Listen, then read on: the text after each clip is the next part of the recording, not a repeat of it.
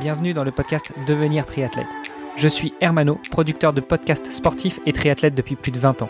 Nous laissons le micro à Kylian Tanguy pour revenir sur l'actualité multisport. Kylian produit chaque jour le podcast Sport Actu, dans lequel il revient sur les résultats et faits marquants sportifs de la journée. Retrouvez-le sur Apple Podcast et sur Instagram à sport.kyliantanguy. Juste avant de vous laisser écouter cet épisode, j'ai un service à vous demander. Aidez-nous à faire grandir la communauté en partageant cet épisode et plus globalement ce podcast au plus grand nombre. Allez, assez discuté. Sport Actu, c'est l'actu sport. Chers auditeurs, je vous souhaite la bienvenue dans ce nouvel épisode de Devenir triathlète. Nous sommes aujourd'hui le samedi 28 août et exceptionnellement, il y a un épisode un samedi. En revanche, pas d'épisode lundi. Nous avons décidé de modifier la programmation afin d'aborder les épreuves de paratriathlon des Jeux paralympiques qui ont lieu ce week-end et j'espère que vous serez nombreux à les suivre. À Tokyo, ce sera la deuxième fois que les épreuves de paratriathlon se tiendront. Je vous en avais parlé il y a 4 semaines à l'occasion de l'épisode où j'étais revenu sur l'histoire du triathlon aux Jeux Olympiques.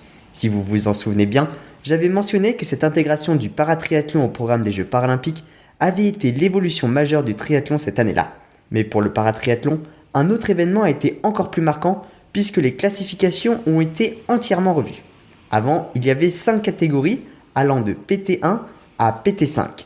La première était réservée aux athlètes en fauteuil et la dernière aux athlètes ayant une déficience visuelle, elle-même divisée selon l'importance de la déficience.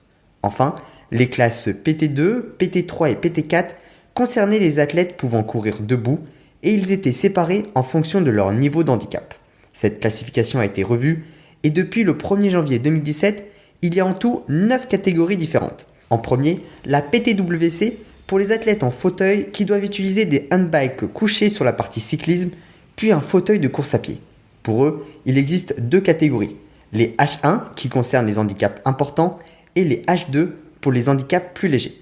La deuxième grosse classe est la PTS pour les athlètes pouvant courir debout, mais bien évidemment, il existe des sous-classes allant de 2 à 5 par ordre décroissante de gravité.